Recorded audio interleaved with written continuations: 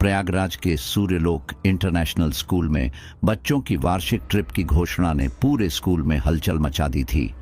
इस साल की ट्रिप का गंतव्य था प्रयागराज के ऐतिहासिक और धार्मिक स्थल। 25 बच्चों का समूह, 2 शिक्षक और स्कूल का अनुभवी ड्राइवर रघु इस यात्रा का हिस्सा बनने वाले थे। सर्दियों की एक खुशनुमा सुबह, जब सूरज धीरे धीरे पूरब के आकाश में दस्तक दे रहा था, बच्चे अपने अपने बैग और सपनों को लेकर स्कूल के बस स्टॉप पर इकट्ठा हुए। मस्ती और खिलखिलाहट से माहौल जीवंत था। बस का माहौल बच्चों की बातों और गानों से गुलजार था। मिस्टर शर्मा, जो हमेशा मजाकिया मूड में रहते थे, बच्चों की मस्ती का हिस्सा बने हुए थे। मिस प्रियंका अपने स्वभाव के अनुसार अनुशासन बनाए रखने की कोशिश कर रही थी, लेकिन ट्रिप की मस्ती में बच्चों को रोकना उनके बस की बात नहीं थी। बस ने जैसे ही हाईवे पर रफ्तार पकड़ी, बाहर का दृश्य बदलने लगा। घने खेत और छोटे छोटे गांव पीछे छूटने लगे। रास्ते में पहला पड़ाव था एक छोटा सा ढाबा, जो एक पुराने और घने जंगल के पास स्थित था। बच्चों ने चाय और नाश्ता किया और ढाबे के पास लगे झूले पर खेलते हुए समय बिताया। ढाबे के पीछे फैला जंगल अपने आप में अजीब सा लग रहा था। उसकी घनी छाया और ठंडी हवा कुछ अलग ही एहसास दे रही थी। स्थानीय लोग इसे भैरव वन कहते थे। ढाबे के मालिक ने हंसते हुए कहा, जंगल के अंदर ज्यादा दूर मत जाना बच्चे, वहां की कहानियां अजीब हैं। मिस्टर शर्मा ने उसकी बात को हंसी में उड़ा दिया। कहानी कहने वाले तो हर जगह मिलते हैं बच्चों, इससे डरने की जरूरत नहीं है। लेकिन मिस प्रियंका ने महसूस किया कि ढाबे के मालिक के चेहरे पर हल्की चिंता थी। ढाबे से निकलने के बाद रास्ता सुनसान होने लगा। खेतों की जगह अब घने पेड़ और दूर दूर तक फैला सन्नाटा था। बच्चों की मस्ती के बीच मिस्टर शर्मा और ड्राइवर रघु के बीच बातचीत चल रही थी। रघु भाई, यह रास्ता हमेशा इतना खाली रहता है? नहीं सर, आमतौर पर इस समय ट्रकों की आवाजाही रहती है, लेकिन पिछले कुछ दिनों से पता नहीं क्यों यह इलाका सुना सुना सा लगता है, रघु ने धीमी आवाज में कहा। अचानक ठंडी हवा का झोंका बस के अंदर तक आ गया।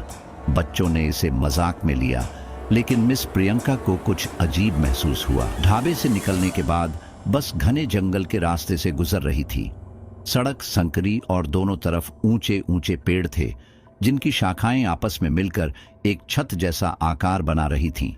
सूरज की रोशनी भी इस जंगल में मुश्किल से पहुंच पा रही थी। बस के अंदर बच्चों का शोर शराबा जारी था, लेकिन जंगल की घनी चुप्पी और ठंडी हवा ने शिक्षकों और ड्राइवर को थोड़ा असहज कर दिया था। रघु ने बस चलाते हुए धीरे से मिस्टर शर्मा से कहा, सर, इस रास्ते से हम कम ही जाते हैं। ये इलाका थोड़ा क्या? मिस्टर शर्मा ने मजाकिया लहजे में पूछा। थोड़ा अनजान और डरावना है। यहाँ आसपास के लोग कहते हैं कि इस जंगल में अजीब चीजें होती हैं। रात के वक्त तो लोग इस रास्ते से गुजरने से बचते हैं। मिस्टर शर्मा हंस पड़े। अरे रघु भाई, ये सब गांव वालों की बनाई कहानियां हैं। हमें इनसे डरने की जरूरत नहीं है। बस चलाओ और बच्चों को उनके गंतव्य तक पहुंचाओ। रघु ने कोई जवाब नहीं दिया, लेकिन उसने बस की गति थोड़ी बढ़ा दी। जंगल का रास्ता करीब आधे घंटे तक चलता रहा। बाहर का माहौल अजीब सा हो गया था। अचानक हवा तेज हो गई और बस के खिड़की के शीशे जोर जोर से हिलने लगे। बच्चे तो अपनी मस्ती में मशगूल थे, लेकिन मिस प्रियंका ने महसूस किया कि बाहर कुछ गड़बड़ है। उन्होंने खिड़की से बाहर झांक कर देखा तो पेड़ों की शाखाएं एक अजीब तरीके से हिल रही थीं। ऐसा लग रहा था जैसे किसी ने उन्हें पकड़कर झकझोर दिया हो। यह हवा इतनी तेज कैसे हो गई? उन्होंने खुद से बुदबुदाया। अचानक बस का इंजन जोर से गरजा और गाड़ी रुक गई। क्या हुआ? मिस्टर शर्मा ने रघु से पूछा। पता नहीं सर, इंजन ने अचानक काम करना बंद कर दिया। मैं देखता हूं। रघु बस से नीचे उतरा। बस के रुकते ही बच्चों में हलचल मच गई। कुछ ने खिड़कियों से बाहर झांकना शुरू कर दिया। एक बच्चा, राहुल, बोला, मैम, ये जगह कितनी डरावनी है, जैसे कोई हमें देख रहा हो। चुप रहो राहुल, सब शांत बैठो, मिस प्रियंका ने डांटते हुए कहा। इसी बीच रघु ने बस के इंजन का बोनट खोलकर उसकी जांच शुरू की, लेकिन उसके चेहरे पर परेशानी के भाव थे। सर, कुछ समझ नहीं आ रहा। इंजन में तो कोई दिक्कत नहीं है, लेकिन ये स्टार्ट क्यों नहीं हो रही? जैसे ही रघु बस के अंदर लौटने लगा, जंगल के भीतर से एक अजीब सी आवाज सुनाई दी। यह किसी महिला के रोने की आवाज लग रही थी। आवाज इतनी धीमी थी कि पहले किसी ने ध्यान नहीं दिया, लेकिन धीरे धीरे वह तेज होती गई। ये आवाज कहां से आ रही है? मिस प्रियंका ने घबराते हुए पूछा। शायद किसी गांव की तरफ से, मिस्टर शर्मा ने कहा, लेकिन उनकी आवाज में भी झिझक साफ झलक रही थी। रघु ने जल्दी से बस का दरवाजा बंद कर दिया। सर, हमें यहां ज्यादा देर रुकना नहीं चाहिए। ये जगह सही नहीं लग रही। मैं कोशिश करता हूं इंजन फिर से चालू करने की। जैसे ही रघु ने फिर से इंजन चालू करने की कोशिश की, बस के अंदर की लाइट अचानक झपकने लगी। बच्चों ने घबराकर चिल्लाना शुरू कर दिया। सर, ये क्या हो रहा है? एक बच्चे ने पूछा। मिस्टर शर्मा ने बच्चों को शांत करने की कोशिश की, लेकिन उनकी खुद की घबराहट साफ झलक रही थी। तभी बस के पीछे की खिड़की पर किसी के दस्तक देने की आवाज आई। मिस प्रियंका ने खिड़की की ओर देखा, लेकिन वहां कुछ भी नहीं था। ये मेरी नजरों का धोखा है, या सच में किसी ने खिड़की पर दस्तक दी? उन्होंने मन ही मन सोचा। रघु ने जैसे तैसे बस को स्टार्ट किया और गाड़ी आगे बढ़ाई, लेकिन रास्ता और डरावना हो गया था। पेड़ों की शाखाएं बस को छू रही थीं और हर कुछ मिनट में एक अजीब सी सरसराहट सुनाई देती थी। हम जल्द ही जंगल के बाहर निकल जाएंगे, रघु ने आश्वासन दिया, लेकिन उसकी आंखों में डर साफ दिख रहा था। जैसे ही बस जंगल से बाहर निकलने वाली थी, एक सुनसान सड़क पर एक पुराना टूटा हुआ बोर्ड दिखा, जिस पर लिखा था, आगे बढ़ने वाले सावधान रहें। रघु ने बोर्ड देखकर बस की रफ्तार धीमी कर दी, लेकिन बच्चों और शिक्षकों को नहीं पता था कि असली डर इस बोर्ड के आगे उनका इंतजार कर रहा था। बस ने उस पुराने और टूटे हुए बोर्ड को पार कर लिया था। रघु ने बस की रफ्तार धीमी कर दी थी, क्योंकि सड़क बेहद खराब और सुनसान हो गई थी। बोर्ड पर लिखी चेतावनी, आगे बढ़ने वाले सावधान रहें, ने मिस्टर शर्मा और मिस प्रियंका दोनों को थोड़ा बेचैन कर दिया था। बस के अंदर सन्नाटा पसर गया था। बच्चे, जो अब तक शोरगुल कर रहे थे, अचानक चुप हो गए थे। बाहर के माहौल ने उन्हें भी डरा दिया था। पेड़ों की शाखाएं अब और भी ज्यादा बस से टकरा रही थीं, जैसे कोई उन्हें रोकने की कोशिश कर रहा हो। सर, यह रास्ता ठीक नहीं लग रहा, रघु ने घबराई हुई आवाज में कहा। और कोई रास्ता नहीं है? मिस्टर शर्मा ने पूछा। नहीं सर, यह जंगल का इकलौता रास्ता है, लेकिन इस रास्ते पर बहुत कम लोग आते हैं। तभी बस के अंदर अचानक एक ठंडी हवा का झोंका आया, जबकि खिड़कियां और दरवाजे बंद थे। मिस प्रियंका ने अपनी शॉल कसकर लपेट ली और बच्चों की ओर देखा। उनके चेहरे डर से पीले पड़ने लगे थे।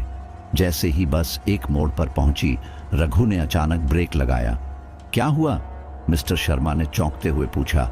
सामने कोई खड़ा है सर, रघु ने कांपती आवाज में कहा। सभी ने खिड़कियों से बाहर देखा। सड़क के बीचों बीच एक आदमी खड़ा था। उसकी शक्ल साफ दिखाई नहीं दे रही थी, लेकिन वह सफेद कुर्ता पहने हुए था और उसका सिर झुका हुआ था। रघु, गाड़ी आगे बढ़ाओ, मिस्टर शर्मा ने कहा। लेकिन सर, वह रास्ते के बीच में खड़ा है। मिस्टर शर्मा ने खिड़की से झांक कर चिल्लाया, भाई साहब, हट जाइए रास्ते से। लेकिन वह आदमी टस से मस नहीं हुआ। तभी वह आदमी धीरे धीरे बस की ओर बढ़ने लगा। उसकी चाल अजीब थी, जैसे वह चल नहीं बल्कि सरक रहा हो। बच्चों ने घबराकर खिड़कियों से हटकर सीटों के पीछे छिपना शुरू कर दिया। रघु, गाड़ी चलाओ, मिस्टर शर्मा ने घबराकर चिल्लाया। रघु ने डरते डरते बस को स्टार्ट किया और जैसे ही वह आदमी बस के करीब आया, रघु ने तेजी से बस को आगे बढ़ा दिया। वह आदमी अचानक गायब हो गया। बस के अंदर हर कोई सहम चुका था। बच्चे सहमे हुए थे और शिक्षकों के चेहरे पर भी डर साफ झलक रहा था। मिस प्रियंका ने मिस्टर शर्मा से कहा, यह क्या था? वह आदमी अचानक गायब कैसे हो गया? मैं भी समझ नहीं पा रहा, मिस्टर शर्मा ने कहा। तभी बस के पिछले हिस्से से जोर की आवाज आई। ऐसा लगा जैसे किसी ने बस पर पत्थर मारा हो। यह आवाज कहां से आई? रघु ने डरते हुए कहा। बस रोको मत, गाड़ी चलाते रहो, मिस प्रियंका ने कहा। लेकिन बस के अंदर अजीब चीजें होने लगीं। लाइट्स झपकने लगीं और सीटों के नीचे से खटखटाहट की आवाजें आने लगीं। बच्चे डर के मारे चिल्लाने लगे। मैम, मुझे लग रहा है कोई हमारी बस के नीचे है, राहुल ने डरते हुए कहा। बकवास मत करो राहुल, सब शांत रहो, मिस प्रियंका ने डांटा, लेकिन उनके अपने हाथ कांप रहे थे। आखिरकार बस जंगल के एक खाली हिस्से में पहुंच गई, जहां एक पुरानी जर्जर हवेली खड़ी थी। हवेली के आसपास का माहौल बेहद डरावना था। उसकी खिड़कियों पर काले पर्दे लटक रहे थे और उसकी दीवारों पर बेलें चढ़ी हुई थीं। यह जगह कहाँ है? मिस्टर शर्मा ने पूछा। सर, मुझे नहीं पता, मैंने पहले कभी इस रास्ते पर यह हवेली नहीं देखी, रघु ने कहा। रघु ने बस रोक दी और इंजन बंद कर दिया। मुझे लगता है हमें यहां से आगे नहीं जाना चाहिए। तभी हवेली के अंदर से किसी के रोने की आवाज आने लगी। वह आवाज किसी महिला की थी। मिस्टर शर्मा और मिस प्रियंका ने एक दूसरे की ओर देखा। बच्चों ने भी यह आवाज सुनी और डर के मारे सीटों से चिपक गए। यह क्या हो रहा है? मिस प्रियंका ने पूछा। पता नहीं, लेकिन हमें यहां रुकना नहीं चाहिए, रघु ने कहा। मिस्टर शर्मा ने बच्चों को शांत रहने के लिए कहा और बस को स्टार्ट करने के लिए कहा, लेकिन बस ने फिर से स्टार्ट होने से इनकार कर दिया। अब क्या करें? मिस प्रियंका ने पूछा। हमें बाहर उतर कर देखना होगा, मिस्टर शर्मा ने कहा। लेकिन जैसे ही उन्होंने दरवाजा खोलने की कोशिश की, दरवाजा अंदर से जाम हो गया। बच्चों ने चिल्लाना शुरू कर दिया। हवेली के अंदर की आवाजें अब तेज हो चुकी थीं और ऐसा लग रहा था जैसे कोई हवेली से बाहर आने की कोशिश कर रहा हो। बस के इंजन ने जैसे उनका साथ छोड़ दिया था। बाहर अंधेरा और घना हो चुका था। हवेली के भीतर से आती आवाजें बस के अंदर तक साफ सुनाई दे रही थीं। बच्चों की हलचल अब और बढ़ गई थी। किसी का रोना, किसी की घबराई हुई आवाजें और शिक्षकों की चिंता ने माहौल को और भयावह बना दिया था। यह दरवाजा अंदर से क्यों जाम हो गया है? मिस्टर शर्मा ने घबराते हुए कहा। सर, मैं देखता हूं, रघु ने कहा। वह सीट से उठकर दरवाजे की ओर बढ़ा, लेकिन जैसे ही उसने हाथ लगाया, दरवाजे पर जोरदार झटका लगा। ऐसा लगा जैसे किसी ने बाहर से उसे बंद कर दिया हो। यह कैसे हो सकता है? रघु पीछे हट गया। मुझे लगता है हमें खिड़कियों से बाहर देखने की कोशिश करनी चाहिए, मिस प्रियंका ने सुझाया, लेकिन खिड़कियों के बाहर घना अंधेरा था। हवेली से आती रोशनी में बस उसका डरावना आकार दिख रहा था। पेड़ों की शाखाएं भी जैसे हवेली की ओर झुकी हुई थीं, मानो उसे और रहस्यमयी बना रही हों। तभी बच्चों में से एक, जिसका नाम आर्यन था, चिल्लाने लगा। मैम, आयुष नहीं है, वह कहाँ गया? क्या? मिस प्रियंका ने चौंकते हुए कहा। वह तो यहीं था, अपनी सीट पर। सभी ने इधर उधर देखा, लेकिन आयुष कहीं नहीं था। उसकी सीट खाली थी और उसके बैग का पट्टा जमीन पर पड़ा हुआ था। क्या वह बाहर गया? रघु ने कहा। लेकिन दरवाजा बंद था और खिड़कियों से कोई बाहर नहीं निकल सकता, मिस्टर शर्मा ने कहा। तभी बस के बाहर से आयुष की आवाज आई। मैम, मुझे बचाइए! सभी ने खिड़की से बाहर झांका। आयुष हवेली के दरवाजे पर खड़ा था। दरवाजा अपने आप खुल रहा था और वह धीरे धीरे अंदर खींचता जा रहा था। आयुष, वहां मत जाओ, मिस प्रियंका ने चिल्लाते हुए कहा। रघु, कुछ करो, मिस्टर शर्मा ने कहा। रघु ने अपनी सीट से कूदकर खिड़की से बाहर कूदने की कोशिश की, लेकिन जैसे ही उसने कदम बढ़ाया, खिड़की के बाहर से कोई अदृश्य ताकत ने उसे पीछे खींच लिया। अब बस का माहौल पूरी तरह आतंकित हो चुका था। हवेली का दरवाजा पूरी तरह खुल चुका था और उसमें से अजीब सी परछाइयां बाहर निकल रही थीं। ऐसा लग रहा था जैसे वे सबको अपने अंदर खींचना चाहती हों। हम यहां नहीं रुक सकते, मिस्टर शर्मा ने कहा। लेकिन दरवाजा बंद है और बस भी स्टार्ट नहीं हो रही, रघु ने कहा। तभी एक झटके से बस का दरवाजा खुल गया। ठंडी हवा का झोंका अंदर घुसा और बच्चों ने चीखना शुरू कर दिया। दरवाजा खुलते ही ऐसा लगा जैसे पूरी बस किसी अदृश्य ताकत के कब्जे में आ गई हो। सीटें हिलने लगीं, खिड़कियां अपने आप खुलने और बंद होने लगीं और बस के अंदर रोशनी लगातार झपक रही थी। बच्चों को शांत करो, मिस्टर शर्मा ने चिल्लाते हुए कहा। यहां कुछ ठीक नहीं है, हमें जल्दी से बाहर निकलना होगा। मिस्टर शर्मा और रघु ने मिलकर सभी बच्चों को एक कतार में खड़ा किया। सब लोग साथ रहो, कोई भी अकेला मत जाओ। बाहर निकलते ही उन्होंने देखा कि हवेली के दरवाजे पर आयुष अब भी खड़ा था, लेकिन उसका चेहरा बदल चुका था। उसकी आंखें पूरी तरह सफेद थीं और वह बिना कुछ बोले सीधे हवेली के अंदर चला गया। हमें उसे बचाना होगा, मिस प्रियंका ने कहा। लेकिन हम कैसे? रघु ने घबराते हुए कहा। अगर हम उसे छोड़ देंगे तो वह मर जाएगा। हमें अंदर जाना होगा, मिस्टर शर्मा ने कहा। जैसे ही वे हवेली के अंदर पहुंचे, माहौल और डरावना हो गया। अंदर की दीवारें पूरी तरह से टूटी फूटी थीं और फर्श पर धूल और जाले फैले हुए थे। लेकिन सबसे अजीब बात यह थी कि हवेली के अंदर से बच्चों के रोने और हंसने की आवाजें आ रही थीं। कोई और भी है? रघु ने कहा। शांत रहो, हमें आयुष को ढूंढना है, मिस्टर शर्मा ने कहा। उन्होंने देखा कि आयुष सीढ़ियों के ऊपर खड़ा था। उसकी ओर देखते हुए मिस प्रियंका ने कहा, आयुष नीचे आओ। लेकिन आयुष ने कोई जवाब नहीं दिया। वह सीढ़ियों से ऊपर चला गया और गायब हो गया। जैसे ही वे ऊपर की ओर बढ़े, उन्होंने देखा कि दीवारों पर पुराने चित्र लगे हुए थे। उन चित्रों में बच्चों को किसी अनजान शक्ति के साथ दिखाया गया था, जो उन्हें अपने अंदर समा रही थी। यह जगह बच्चों के लिए नहीं है, रघु ने कहा। यह सिर्फ बच्चों के लिए ही नहीं, हम सब के लिए खतरनाक है, मिस्टर शर्मा ने कहा। तभी एक दरवाजा जोर से खुला और सभी का ध्यान उसकी ओर गया। दरवाजे के अंदर अंधेरा था, लेकिन उसमें से एक महिला की परछाई बाहर निकली। उसके कदमों की आवाज उनके दिल की धड़कनों से तेज सुनाई दे रही थी। तुम लोग यहाँ क्यों आए हो? एक डरावनी आवाज गूंजी। हम अपने बच्चे को ढूंढने आए हैं, मिस्टर शर्मा ने कांपती आवाज में कहा। जो यहाँ आता है वह वापस नहीं जाता, वह आवाज फिर गूंजी। हवेली के दरवाजे से निकलने वाली उस ठंडी आवाज ने पूरी टीम के रोंगटे खड़े कर दिए। महिला की परछाई धीरे धीरे उनके करीब आ रही थी। हर कदम के साथ हवा और भारी हो रही थी, जैसे यह उन्हें बांध रही हो। तुम सब वापस चले जाओ, वह आवाज फिर गूंजी। इस जगह का सच तुम्हारे साथ खत्म हो जाएगा। मिस्टर शर्मा ने एक गहरी सांस ली।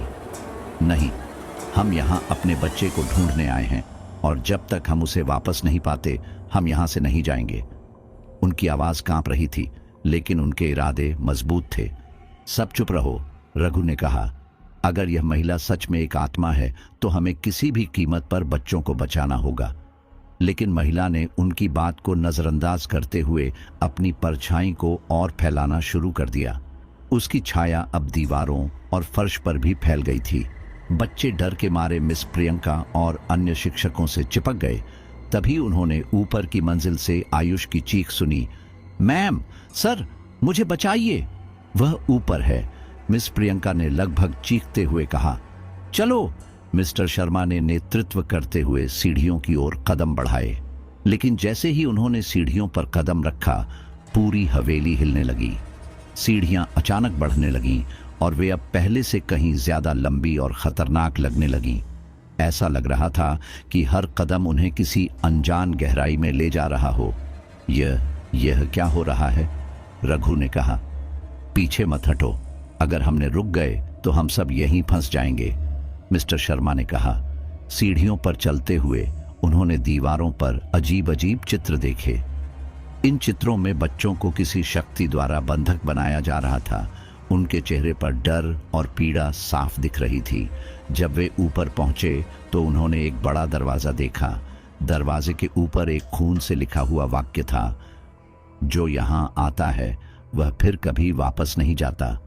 हमें इसे खोलना होगा, मिस्टर शर्मा ने कहा।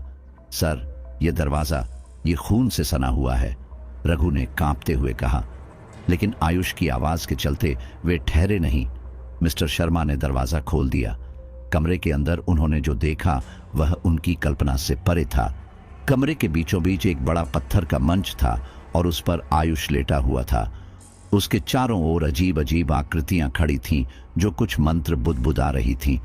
आयुष, मिस प्रियंका ने चीखते हुए कहा। रुको, एक गूंजती हुई आवाज ने उन्हें रोक दिया। वही महिला अब मंच के पास खड़ी थी, लेकिन इस बार वह और ज्यादा खतरनाक लग रही थी। उसके बाल हवा में उड़ रहे थे और उसकी आंखें पूरी तरह से सफेद हो चुकी थीं। तुम लोग यहाँ क्यों आए? ये जगह तुम्हारे लिए नहीं है, महिला ने गरजते हुए कहा। हमें अपने बच्चे को वापस चाहिए, मिस्टर शर्मा ने कहा। महिला ने ठंडी हंसी के साथ कहा, यह बच्चा अब मेरा है। जैसे यह हवेली बाकी बच्चों की आत्माओं का घर है, वैसे ही अब यह भी यहीं रहेगा। तुम कौन हो? रघु ने हिम्मत जुटाकर पूछा। मैं वह हूं जिसे इस गांव ने धोखा दिया। इस हवेली में मेरे बच्चों को मार दिया गया और अब मैं हर उस बच्चे को अपना बना लेती हूं जो यहां आता है। महिला का सच सुनकर सभी स्तब्ध रह गए। वह एक प्राचीन आत्मा थी जिसे गांव वालों ने इस हवेली में जलाकर मार दिया था। उसकी आत्मा ने इस जगह को अपने शाप का अड्डा बना लिया था। जैसे ही उन्होंने आयुष को उठाने की कोशिश की, आत्मा ने एक जोरदार चीख मारी। पूरा कमरा हिलने लगा। मंच के चारों ओर आग की लपटें उठने लगीं। अगर तुम इसे ले जाने की कोशिश करोगे तो तुम सब यहीं मर जाओगे। मिस्टर शर्मा ने हिम्मत नहीं हारी। उन्होंने आयुष को अपनी गोद में उठा लिया, लेकिन जैसे ही उन्होंने ऐसा किया, कमरे की दीवारों से अजीब अजीब आकृतियां निकलने लगीं। भागो! रघु ने चिल्लाते हुए कहा। पूरी टीम तेजी से दरवाजे की ओर भागी, लेकिन हर कदम के साथ वे महसूस कर रहे थे कि यह जगह उन्हें रोकने की पूरी कोशिश कर रही थी। सीढ़ियां फिर से लंबी हो गईं और हवा में एक भयानक चीख गूंज रही थी। बच्चों ने डर के मारे एक दूसरे का हाथ पकड़ लिया। किसी तरह वे हवेली से बाहर निकलने में कामयाब रहे, लेकिन जैसे ही उन्होंने राहत की सांस ली, बस के पास पहुंचते ही उन्होंने देखा कि बस के चारों ओर वही परछाई घूम रही थी। यह आत्मा हमें जाने नहीं देगी, रघु ने कहा। हमें कोई रास्ता निकालना होगा, मिस्टर शर्मा ने कहा। बस के चारों ओर घूमती वह रहस्यमय परछाई अब और तेज हो गई थी। उसके साथ एक ठंडी भारी हवा ने पूरे माहौल को सन्नाटे में बदल दिया। बच्चों का रोना धोना जारी था और शिक्षक खुद अपने डर को काबू में रखने की कोशिश कर रहे थे। मिस्टर शर्मा और रघु दोनों ही समझ नहीं पा रहे थे कि अगला कदम क्या होना चाहिए। हमें जल्दी से बच्चों को बस में बैठाना होगा, मिस प्रियंका ने कहा। लेकिन अगर वह परछाई अंदर आ गई तो? रघु ने डरते हुए पूछा। मिस्टर शर्मा ने बस के दरवाजे को खोलने की कोशिश की, लेकिन ऐसा लगा कि दरवाजे पर किसी भारी ताकत का दबाव था। वह हिला तक नहीं। यह दरवाजा क्यों नहीं खुल रहा? मिस्टर शर्मा ने कहा। हो सकता है आत्मा इसे रोक रही हो, मिस प्रियंका ने कांपते हुए जवाब दिया। तभी बस के अंदर से एक हल्की सी खटखटाहट की आवाज आई। सभी का ध्यान उस ओर खींच गया। क्या बस के अंदर कोई है? रघु ने डरते हुए कहा। यह असंभव है, हमने बस को खाली छोड़ा था, मिस्टर शर्मा ने कहा। लेकिन खटखटाहट की आवाज बढ़ती जा रही थी। ऐसा लग रहा था कि कोई या कुछ अंदर से बाहर आने की कोशिश कर रहा है। हम इसे नजरअंदाज नहीं कर सकते, मिस्टर शर्मा ने कहा। उन्होंने दरवाजे पर और जोर लगाया और किसी तरह वह खुल गया। जैसे ही दरवाजा खुला, सभी ने देखा कि बस के अंदर एक बच्ची बैठी हुई थी। वह सफेद फ्रॉक पहने हुए थी और उसका चेहरा साफ नहीं दिख रहा था। यह कौन है? मिस प्रियंका ने कांपते हुए पूछा। यह यहां कैसे आई? रघु ने कहा। बच्ची ने धीरे से सिर उठाया। उसकी आंखें पूरी तरह से खाली थीं, जैसे उनमें कोई जान नहीं हो। उसने एक धीमी लेकिन डरावनी आवाज में कहा, तुम लोग यहां से नहीं जा सकते। जो यहां आता है वह यहीं रहता है। सभी के पैर जमीन में जम गए। ऐसा लग रहा था जैसे उनके शरीर ने हरकत करना बंद कर दिया हो। तभी हवेली के पास से किसी के मंत्रों का जोरदार उच्चारण सुनाई दिया। एक बूढ़ा साधु हाथ में त्रिशूल और माथे पर भस्म लगाए तेजी से उनकी ओर बढ़ रहा था। तुम लोग जल्दी बस में चढ़ जाओ, साधु ने गुस्से में कहा। लेकिन वह बच्ची, मिस्टर शर्मा ने कहा। यह बच्ची नहीं है, यह आत्मा का ही हिस्सा है, साधु ने चिल्लाया। साधु ने अपने त्रिशूल को उठाया और कुछ मंत्रों का उच्चारण किया। बच्ची जोर जोर से चीखने लगी और अचानक गायब हो गई। ये आत्मा इतनी आसानी से हार मानने वाली नहीं है। तुम सबको यहां से तुरंत निकलना होगा, लेकिन याद रखना, इसे हराने के लिए एक खास तरीका है, साधु ने कहा। क्या तरीका? रघु ने घबराते हुए पूछा। साधु ने बताया, यह आत्मा उस महिला की है जिसे इस गांव वालों ने धोखा देकर मारा था। उसने शाप दिया था कि जो भी यहां आएगा वह यहीं फंसा रहेगा। लेकिन इस आत्मा को खत्म करने का एक तरीका है। इसके शाप का स्रोत उसी हवेली में छुपा हुआ है। अगर तुमने वह स्रोत नष्ट कर दिया तो यह आत्मा हमेशा के लिए खत्म हो जाएगी। लेकिन वह स्रोत क्या है? मिस्टर शर्मा ने पूछा। उसके बच्चों की राख। वे हवेली के सबसे गहरे कमरे में रखी गई हैं। जब तक वे राख सुरक्षित हैं, आत्मा अजेय है, साधु ने समझाया। यह सुनकर पूरी टीम स्तब्ध रह गई। बच्चों को बस में सुरक्षित रखने के बाद मिस्टर शर्मा, रघु और साधु ने हवेली में वापस जाने का फैसला किया।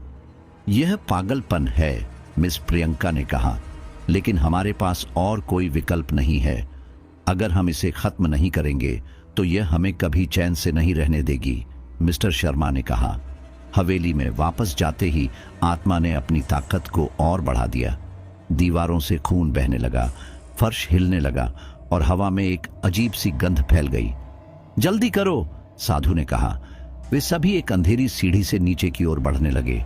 यह हवेली का सबसे गहरा हिस्सा था। नीचे एक बड़ा दरवाजा था जिस पर अजीब अजीब चिन्ह बने हुए थे। दरवाजा उसके बच्चों की राख की रक्षा करता है, साधु ने कहा। जैसे ही उन्होंने दरवाजा खोला, आत्मा ने पूरे गुस्से के साथ उन पर हमला किया। उसने हवा में उड़ते हुए उन पर हमला करना शुरू कर दिया।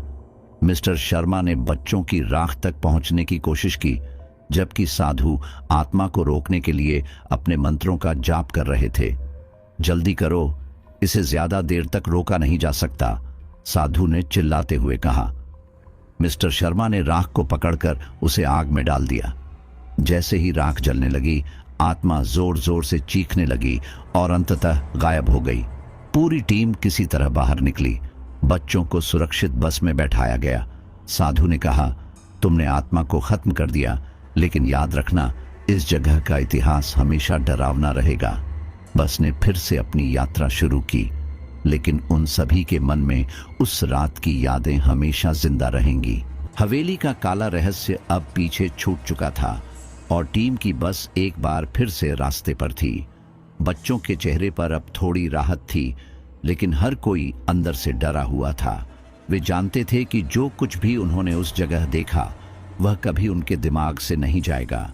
साधु के अनुसार आत्मा को हराया जा चुका था, लेकिन किसी के मन में यह सवाल उठ रहा था, क्या सचमुच बस अब धीरे धीरे आगे बढ़ रही थी?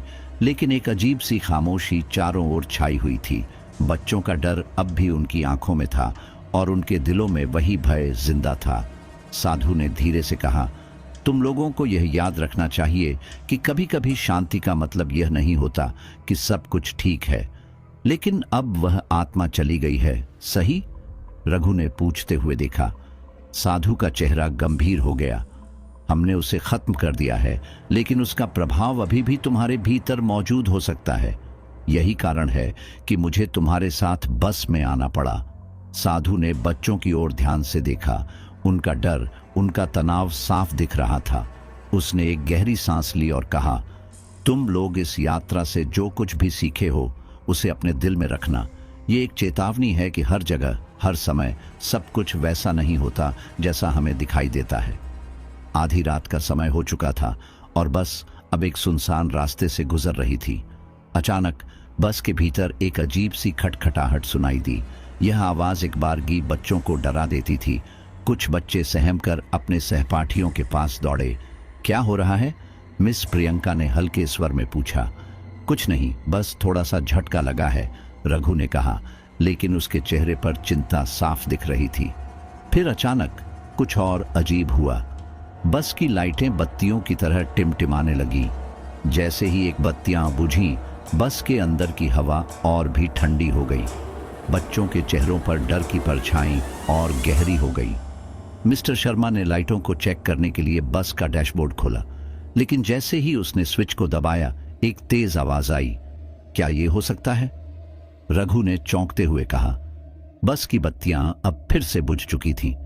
यह हमें कहीं नहीं ले जा रही, जैसे हम किसी और जगह फंसे हुए हों, रघु ने डरते हुए कहा। साधु ने गंभीरता से कहा, यह कोई सामान्य घटना नहीं है। तुम्हारी यात्रा अभी खत्म नहीं हुई है। यह आत्मा के प्रभाव का परिणाम है। तो अब हमें क्या करना होगा? मिस प्रियंका ने घबराते हुए पूछा। तुम लोग बस को रोको और किसी भी तरह से बाहर मत निकलना। मुझे लगता है कि हम एक और खतरे का सामना कर रहे हैं, साधु ने कहा। बस जब रुकने वाली थी तभी एक अजनबी आदमी अचानक उनके सामने आ गया। वह एक पुराना शॉल ओढ़े हुए था और उसकी आंखों में किसी भी प्रकार का संवेदनशीलता नहीं थी। उसने बस की खिड़की से झांकते हुए कहा, तुम लोग यहीं रुक जाओ क्योंकि आगे तुम्हारी राह खत्म होने वाली है। मिस्टर शर्मा ने उसे देखा और गाड़ी को और तेज करने की कोशिश की। हम किसी अजनबी की बातों को नहीं सुन सकते, उसने कहा, लेकिन साधु ने हाथ उठाकर उन्हें रुकने का इशारा किया। उसका कहना कुछ गंभीर है, उसकी आंखों में एक शाप का संकेत है। यह शाप अभी भी हमारे पीछे है। अब पूरी बस में सन्नाटा छा गया था। सभी की सांसें तेज हो गईं और हर कोई घबराया हुआ था। इसी बीच बस की खिड़की से एक काले रंग की धुंध सी बाहर बढ़ने लगी। यह धुंध धीरे धीरे बस के अंदर फैलने लगी। जैसे ही यह धुंध अंदर आई, सभी ने महसूस किया कि हवा और भी ठंडी हो गई थी। यह क्या है? रघु ने कांपते हुए पूछा। यह आत्मा का एक और रूप है, साधु ने कहा। हम फिर से उसी रास्ते पर लौटे हैं जहां से हमने शुरुआत की थी। बस की खिड़की से एक साया बाहर झांकता हुआ दिखाई दिया। अब कोई भी संदेह नहीं था, उस छाया में वही सफेद साड़ी वाली महिला थी जिसे उन्होंने हवेली में देखा था। ये तो हो ही नहीं सकता, रघु ने चिल्लाया। अब हमें सिर्फ एक ही रास्ता दिखता है, हमें इसे खत्म करना होगा, साधु ने कहा। बस के अंदर पसरी खामोशी अब सिहरन में बदल चुकी थी। बाहर अंधेरा और घना होता जा रहा था और बस के अंदर सभी यात्रियों की आंखों में डर के बादल साफ दिख रहे थे। साधु के चेहरे पर भी अब चिंता की लकीरें गहरी हो रही थीं। उस सफेद साड़ी वाली आत्मा का फिर से दिखना सभी के लिए एक ऐसा झटका था जिसने उनके आत्मविश्वास को चूर चूर कर दिया था। बस की खिड़की से घुसती धुंध अब धीरे धीरे पूरे अंदर फैलने लगी। यह धुंध सिर्फ ठंडी नहीं थी, बल्कि उसमें एक अजीब सा गाढ़ापन था, जैसे वह किसी की सांसों को रोकने की कोशिश कर रही हो। बच्चों ने अपनी नाक और मुंह ढकने की कोशिश की, लेकिन धुंध ने हर जगह अपनी पकड़ बना ली थी। यह धुंध हमारे दिमाग पर असर डाल रही है, साधु ने कहा। लेकिन यह हमें क्यों निशाना बना रही है? मिस प्रियंका ने हकलाते हुए पूछा। क्योंकि हम अब भी उस आत्मा के प्रभाव से मुक्त नहीं हुए हैं। जो हमने पीछे छोड़ा था वह सिर्फ एक छलावा था, असली खेल अभी बाकी है, साधु ने गंभीरता से जवाब दिया। बस की स्पीड अचानक धीमी हो गई। ड्राइवर मिस्टर शर्मा ने बार बार एक्सीलरेटर दबाने की कोशिश की, लेकिन बस अब रुकने के करीब थी। ये क्या हो रहा है? इंजन तो सही चल रहा है, फिर बस क्यों रुक रही है? ड्राइवर ने घबराते हुए पूछा। यह हमारी यात्रा को रोकने का संकेत है, साधु ने कहा। बस आखिरकार एक सुनसान जगह पर रुक गई। यह स्थान जंगल के बीच था। चारों ओर सिर्फ पेड़ और अंधकार ही दिख रहा था। न कोई रोशनी थी, न ही कोई मदद का संकेत। बस के रुकने के कुछ ही पल बाद जंगल के अंदर से एक अजीब सी आवाज आने लगी। यह आवाज किसी के हंसने की थी, लेकिन उसमें एक डरावनी गूंज थी। यह हंसी धीरे धीरे और पास आती गई। यह क्या है? कौन है? रघु ने घबराते हुए पूछा। साधु ने चुप रहने का इशारा किया। चुप रहो और ध्यान से सुनो। यह हमें डराने के लिए है। आत्मा चाहती है कि हम बस से बाहर आएं, लेकिन आवाजें बढ़ती गईं। बच्चों का डर अब उनके नियंत्रण से बाहर हो रहा था। एक बच्चा रोते हुए खड़ा हो गया। मुझे यहां नहीं रहना है, मुझे बाहर जाना है। नहीं, बाहर मत जाना, साधु ने चीखते हुए कहा। लेकिन बच्चा दरवाजे की ओर दौड़ पड़ा। जैसे ही उसने बस का दरवाजा खोला, एक ठंडी हवा का झोंका अंदर घुसा। उस बच्चे की चीख ने सबका कलेजा दहला दिया। सबने देखा कि बच्चा बाहर गिर पड़ा और बेहोश हो गया, लेकिन उसके शरीर के चारों ओर सफेद धुंध ने उसे जकड़ लिया। उसे बचाओ, मिस प्रियंका चिल्लाई। बाहर जाना मौत को बुलाने जैसा है, साधु ने कहा। साधु ने अपनी थैली से कुछ मंत्रोच्चार करते हुए भस्म निकाली। उसने बस के अंदर चारों ओर भस्म छिड़क दी और कहा, यह भस्म हमें थोड़ी देर के लिए सुरक्षित रख सकती है, लेकिन हमें जल्द ही इसका समाधान निकालना होगा। साधु ने कहा, अब समय है कि तुम सब सच सुनो। यह आत्मा सिर्फ इसलिए हमारा पीछा नहीं कर रही है क्योंकि हम उसकी हवेली से गुजरे थे। यह आत्मा इस बस में मौजूद किसी एक व्यक्ति से जुड़ी हुई है। सभी चौंक गए। क्या मतलब? किससे जुड़ी है? मिस प्रियंका ने पूछा। साधु ने गहरी सांस ली। यह आत्मा बदला चाहती है और इसका बदला उस इंसान से है जिसने इसे धोखा दिया था। कौन है वह? रघु ने घबराते हुए पूछा। यह अभी साफ नहीं है, लेकिन हम इसे जल्द ही जानेंगे, साधु ने कहा। जैसे ही साधु ने बात खत्म की, बस की खिड़कियों पर खून की लकीरें उभरने लगीं। हर खिड़की पर लाल रंग के हाथों के निशान दिखने लगे। बच्चों और शिक्षकों की चीखें गूंज उठी। यह हमें बाहर आने के लिए मजबूर कर रही है, साधु ने कहा। लेकिन हम यहां से बाहर कैसे निकलेंगे? मिस प्रियंका ने पूछा। यह आत्मा कमजोर है, लेकिन इसका प्रभाव हमारी मानसिक स्थिति पर हावी हो रहा है। हमें इसे रोकने के लिए इसकी कमजोरी को ढूंढना होगा। जैसे ही साधु ने अपनी बात खत्म की, एक रहस्यमय पत्र बस की सीट पर गिरा। उस पर खून से लिखा था, तुम्हें बचने का मौका तभी मिलेगा जब तुम सच को स्वीकार करोगे। जो दोषी है उसे आत्मा के हवाले करो। साधु ने पत्र को पढ़ा और कहा, यह इसका आखिरी चेतावनी है। हमें जल्द ही यह पता लगाना होगा कि दोषी कौन है, नहीं तो हम सब मर जाएंगे। बस के अंदर माहौल भयावह था। हर चेहरा सवालों और डर से भरा हुआ था। बच्चे चुपचाप सहमे हुए थे और शिक्षक स्थिति को संभालने की कोशिश कर रहे थे। साधु अब पूरी तरह सतर्क था। उसकी आंखें बार बार बस के हर कोने में घूम रही थीं, जैसे वह किसी अदृश्य खतरे को महसूस कर रहा हो। बस के अंदर अचानक अजीब सी आवाजें आने लगीं। यह आवाजें दरवाजे के पास से आ रही थीं। ऐसा लग रहा था जैसे कोई धीमे कदमों से अंदर आने की कोशिश कर रहा हो। यह क्या हो सकता है? मिस प्रियंका ने डरते हुए पूछा।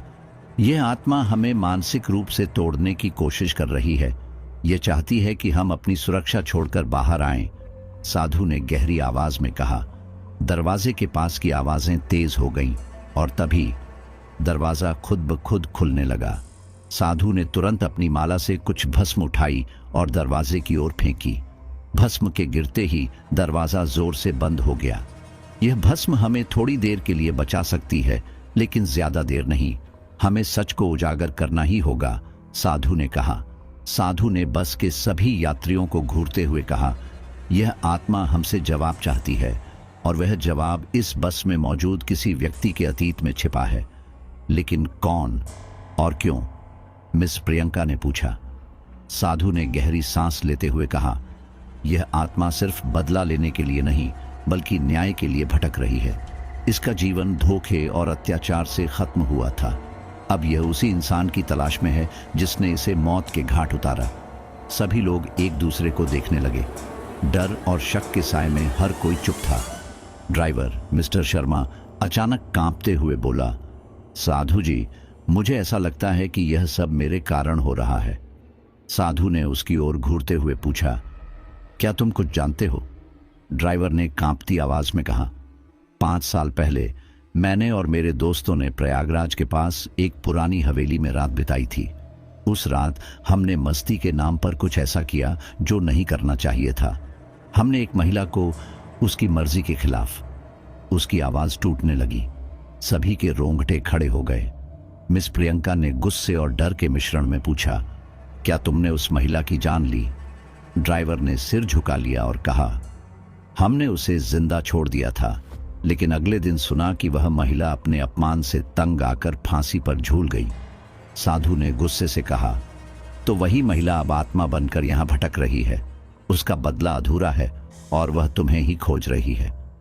जैसे ही यह सच सामने आया, बस की खिड़कियां एक झटके में टूटने लगीं। सफेद धुंध ने पूरे बस को घेर लिया। बच्चों और शिक्षकों की चीखों ने माहौल को और खौफनाक बना दिया। यह आत्मा अब अपने खेल को खत्म करना चाहती है, साधु ने चिल्लाते हुए कहा। साधु ने तुरंत मंत्र पढ़ते हुए भस्म से एक सुरक्षा चक्र बनाने की कोशिश की, लेकिन आत्मा अब पहले से ज्यादा ताकतवर हो चुकी थी। अचानक एक सफेद साड़ी वाली आकृति बस के अंदर प्रकट हुई। उसकी आंखों में खून जैसा लाल रंग था और उसके चेहरे पर गुस्सा साफ झलक रहा था। आत्मा ने गूंजती हुई आवाज में कहा, मैंने तुम्हें चेतावनी दी थी, लेकिन तुमने मेरे दर्द को नजरअंदाज किया। अब तुम्हें मेरी मौत का एहसास करना होगा। साधु ने उसे रोकने की कोशिश करते हुए कहा, यह सब रोक दो, बदला लेने से तुम्हें शांति नहीं मिलेगी। आत्मा चिल्लाई, मुझे शांति चाहिए, लेकिन पहले उसे मेरी तरह दर्द महसूस करना होगा।